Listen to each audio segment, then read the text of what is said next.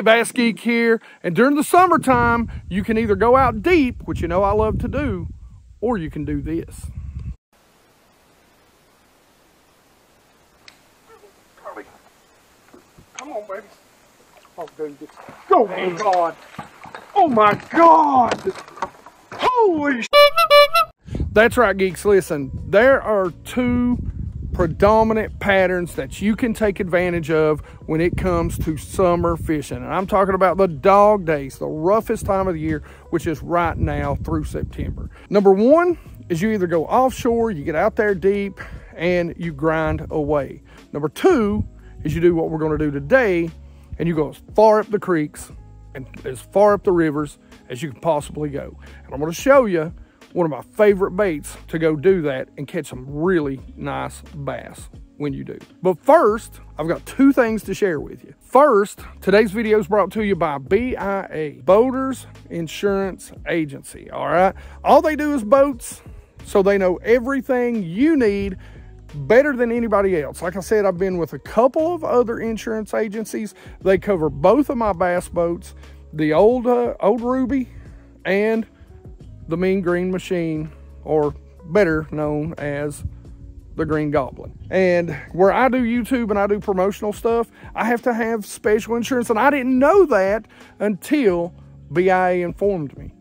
They also gave me a better deal than I got anywhere else. And trust me, I went ahead and went out and quoted it.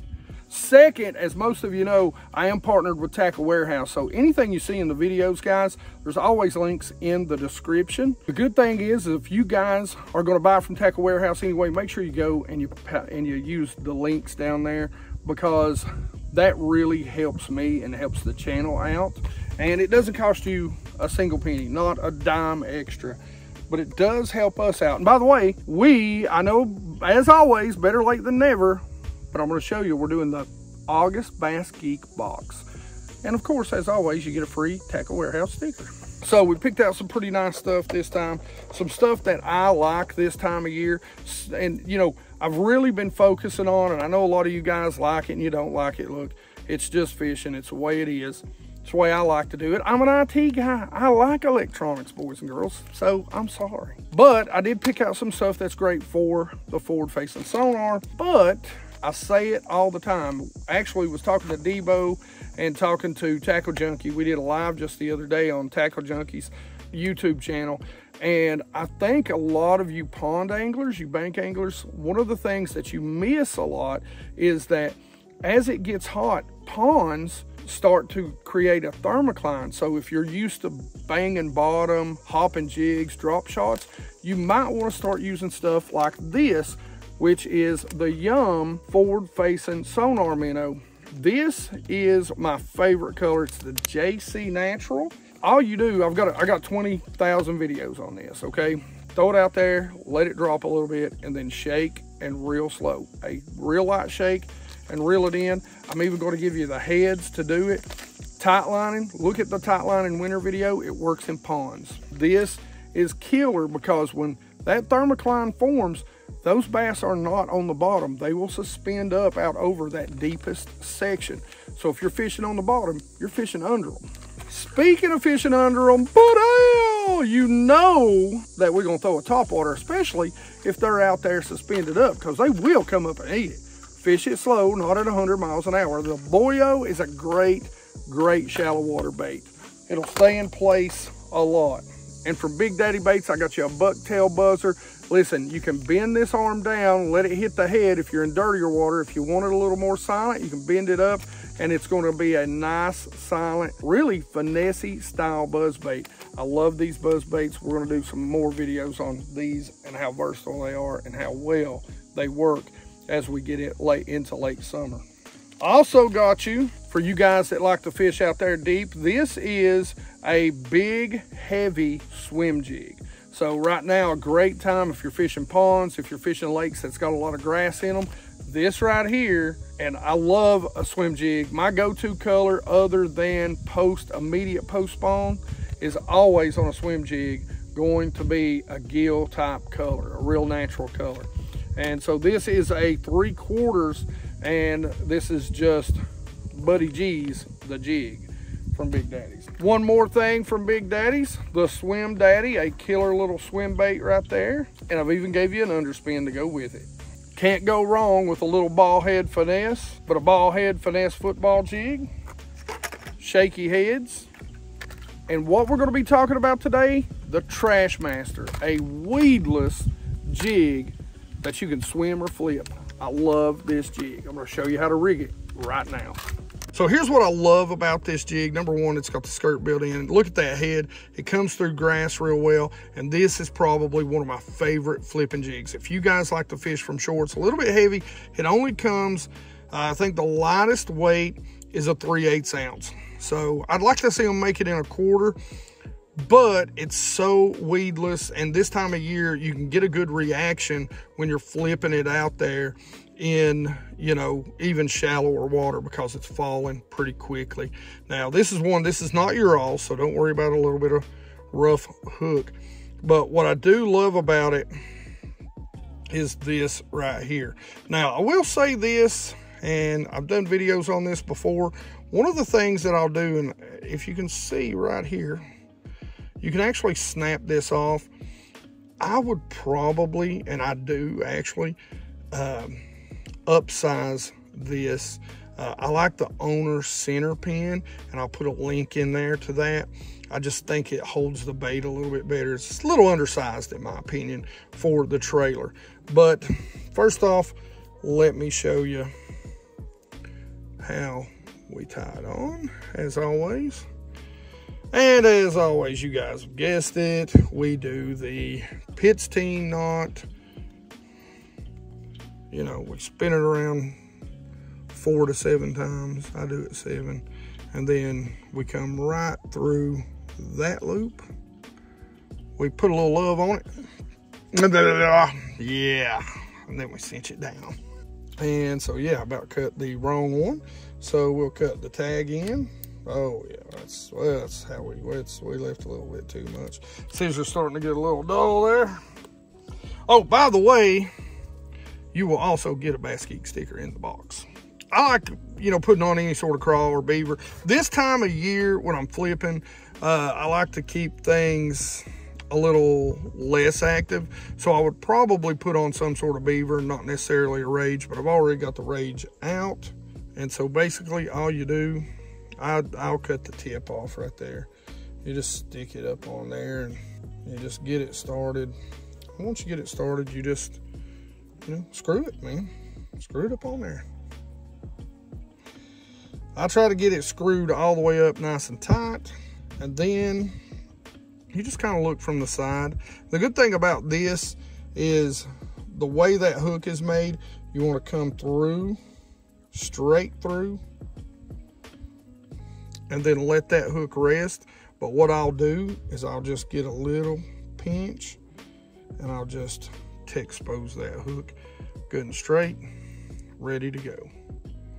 Now, let's talk about this second sort of pattern and what we're gonna do.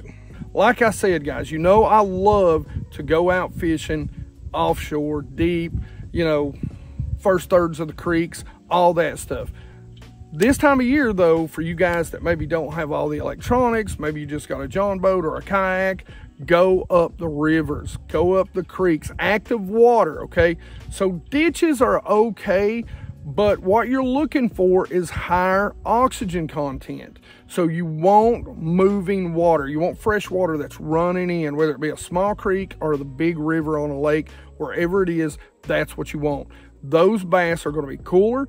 They're gonna be breathing real well because you've got moving water and high levels of oxygen. And you're also gonna have permanent food in that creek. And that means permanent forage for the bass. So that's what we're gonna talk about today. And there's nothing better than flipping a jig in brush piles in those types of areas. And especially in the backs of a lot of lakes that I fish, there's also some sparse grass, which creates even more oxygen for the bass.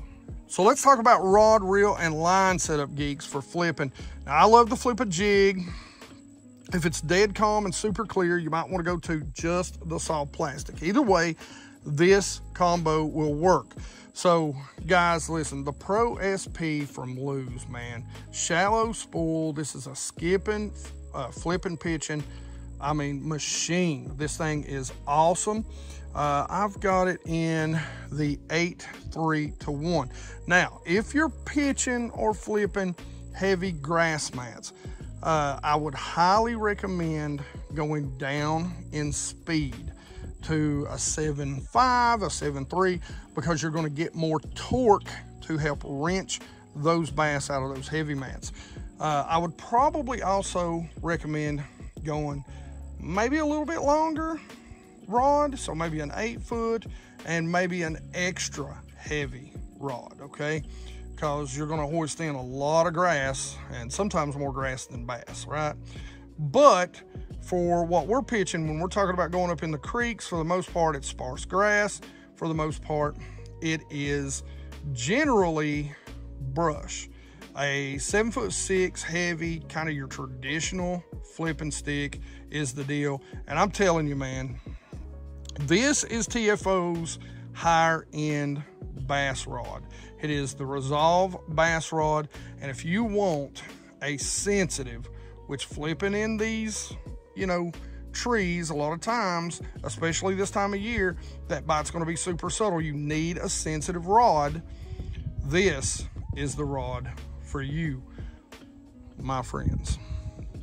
Now, line, generally, if I'm flipping brush, I am not flipping braid, because there is a sound it will make as it's coming across. I don't care how smooth it is, and I'll be the first to tell you, I love canine braid. I think it's the best on the business, but I will not flip with it into brush. It's just me. It's just how I think. It's an extra sound that's going to get transmitted through the water that I don't need. You know, especially I fish clear water. And that's generally what you're going to get this time of year. If you go up in those rivers, it's going to clear up on you 90% of the time. So I'm generally flipping a minimum of 20-pound Pro 100 by K9. All right, now let me go show you how I flip and pitch. All right, guys, so I'm going to show you how to flip. Listen, I'm going to be the first to tell you, I am not a technically sound flipper. All right, I can do it with both hands. I prefer to do it right-handed. I know a lot of guys switch over, but I've just done it for so many years that I'm pretty quick about flipping, switching, engaging. I just don't feel like I lose any feel on the bait. I'm also a line watcher. That's something that you need to be. So when that bait is dropping in, you need to be watching your line for jumps, okay? Now, to flip, and this is something you want to do out in your front yard, and I would highly recommend getting some sort of footstool, something that's maybe a foot, not any more than that, up off of the ground. Get you a little cup, you know, something that you can flip in. For me, and we're really not going to get into it too deep, grab a piece. I'll grab just by the hook. I always have it above the reel, okay? So you don't want it down here. You want it right up here somewhere and not wrapped around like I just did. But you want it above, okay?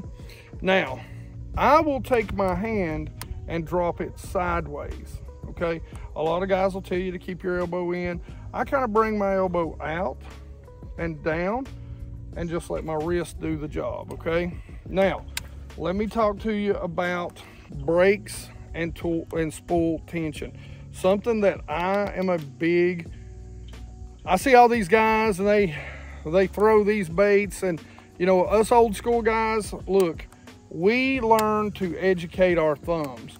You can cast easier and farther by using your thumb in a freer setup than you can by tightening things down so you don't get a backlash when you cast. Now, if you're in dirty water, that might matter, and clear, or it might not matter. Clear water, it's super important. So I like a little bit more of a free falling bait. It's going to be less work on the joints, and you're going to be able to keep it closer to the water, okay? In dirtier water, I don't know that a silent entry is anywhere near as important as it is in cleaner water. As a matter of fact, in dirtier water, you may want a little bit of noise to draw them to the bait, all right? Cleaner water, clear water, like we're fishing today, it's probably 5 to 8 feet. You're gonna want to find trees that have a lot. You know, brush isn't gonna do it up shallow, okay? So you're gonna wanna find a lot, you know, a tree that's got a big trunk, multiple branch offs, you know, so that they have places to hide and shade to get in. Now, let's talk about this tree right here. This is what I call my magic tree. I've caught several, you know, bass that were 4, 5, 6. I used to be able to pull up on this tree after fishing ledges all day and literally pull a 3-pounder. It's almost guaranteed. I think everybody's kind of found my magic tree now though, so it's not as good as it used to be. Look at the forward-facing sonar first off. Now, if you guys that have forward-facing sonar, you can see those dots in there. You can see those dots in that tree, so it's gonna tip you off as to what part of that tree you can target. Don't go rolling up on the shallowest part of the tree. Stay back and make just some regular casts, some little underhand casts, and work that tree in to the shallowest part, because they could be out here. If you see, I think it was 30-something foot deep where this tree stops. So we did see that there were a lot of dots in that section, say 15 to 20. Now, if you don't have forward-facing sonar, you don't have a sonar, just stay back and flip in and drag. You'll feel it. Use the old school sonar, right? Your hands and your bait. Now, the other thing I'm going to talk to you about is trolling motor, boat control. I know the wind is blowing this way. I don't want to cast a shadow on that tree. The sun is right above us, kind of this way. So I know my shadow is going to go this way. The wind's blowing, so they're kind of working against each other right now. The one thing I never want to do is turn my trolling motor prop toward this tree. Never, while I'm doing it. If I have to go up and drift back and go up and drift back, that's what I'm going to have to do to make sure that I never blow that tree out. Now, as you've seen, power poles ain't going to be deep enough, and you do not want to use spot lock right here, okay? All right, so like I said, the very first thing that I'm going to do is I'm just going to take a quick little cast, and I'm going to let this jig fall, and I'm going to feed it line, and I'm going to watch it until it hits the bottom. Now, if it stops anywhere in there, I'm going to want to lift up and feel it. Now, we can tell we're pretty deep right here. Still taking line.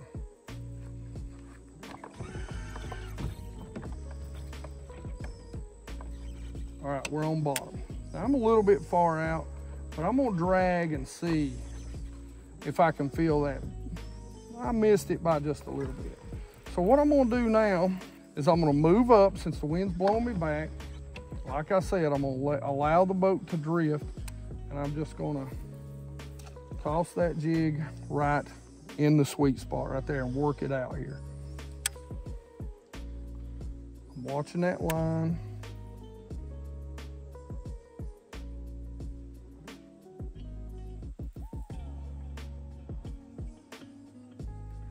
All right, we're on bottom, and I'm just gonna lift. I can already feel I'm against something there. I don't wanna raise my rod tip very high, okay? I wanna take it from, you can either call this the 3 o'clock or the 9 o'clock position, and I wanna raise it to about a 10 or an 11. Now, if I feel something, a lot of times what I'm gonna do is I'm gonna ring that dinner bell. I'm gonna take this, and I'm gonna lift, and I'm gonna feel that branch, and I'm gonna hit it, and then I'm just gonna hit it, and let her go. I'm gonna let it drop, reel it in.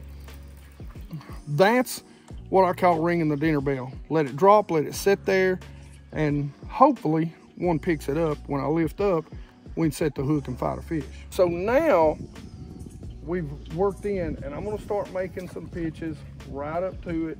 And again, I'm keeping us semi-slack, and I'm lifting.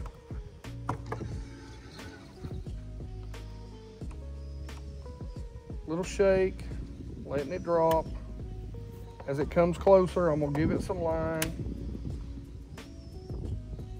I'm gonna let it drop, and I'm gonna continue to work up this tree. I'm gonna be very methodical about it. I'm not hitting it and quitting it, if you know what I'm saying. The biggest thing, especially during the midday of the summer, just make sure you're taking your time and you're soaking that jig. Look for brush and lay downs that's got clearance underneath them. But that really is all there is to pitching a jig. You know, elbow up, nice little wrist swing. You want to keep it as low to the water as you can, but trust me guys, quiet entry, there's a lot of guys that are like, they'll swear by a quiet entry, but sometimes skipping that jig, and that's a whole nother video up in there, will get a bite. So it's a give or take, just practice at it. The technique really is elbow, bait above the reel, and then rod tip down and swing, okay? Pendulum, just give it a nice quick snap. Don't bring your rod tip up too high. All right, so I hope that helps some of you, especially, listen, you bank anglers, get out there. This is a great time of year to be wading, and don't be afraid to go catch your biggest bass. Just because you're fishing a small stream don't mean a big jig ain't gonna get some big bites out there, maybe some of the biggest in the creek that you're in. Wading is a great time. This is one time of year that I would love to have a good kayak, because it could be some real fun getting up in those places that I can't get to in my Camus. It'd be hard to leave the old Green Goblin behind. No, I love this boat. But it is that, you know, that time of year, man. Get up in there with that fresh run in and catch some big, big ditch pickles. You know what I'm saying? So all you have to do to be entered to win, jig. That's it. Hashtag jig in the comment section below. We'll pick a winner 1 week from that. So whether this video comes out on a Wednesday, it'll be the Wednesday after, or Sunday, it'll be the Sunday after. By the way, every Sunday and Wednesday, new BassGeek videos come out. Ring that bell so you get the reminders. We'll talk about that in a minute though. Hashtag jig to be entered to win, guys. I hope this helps you. I hope you go out and you catch some big old bass. By the way, you guys that have supported the channel, make sure you stay till the end of the video. We show everyone that has donated to the channel, that helps sponsor the channel. I appreciate you geeks out there that sponsor and support the channel. If you see a video, guys, that super thanks down in the bottom, you get value from it. I'm not asking you to give me money unless you learn something from a video and it helps you catch more bass. All right? And as always, questions, comments in the comment section below. Don't forget, hashtag jig so you can win. Like it if you like it. Don't forget to subscribe. Make sure you ring that bell. 100% Watch Squad, baby. You guys make the geek world go round. I appreciate you. Thank you very much. Hey, join the 100% Watch Squad. All you got to do is watch every video. Ring that bell so you get notifications. And as always, you geeks rock.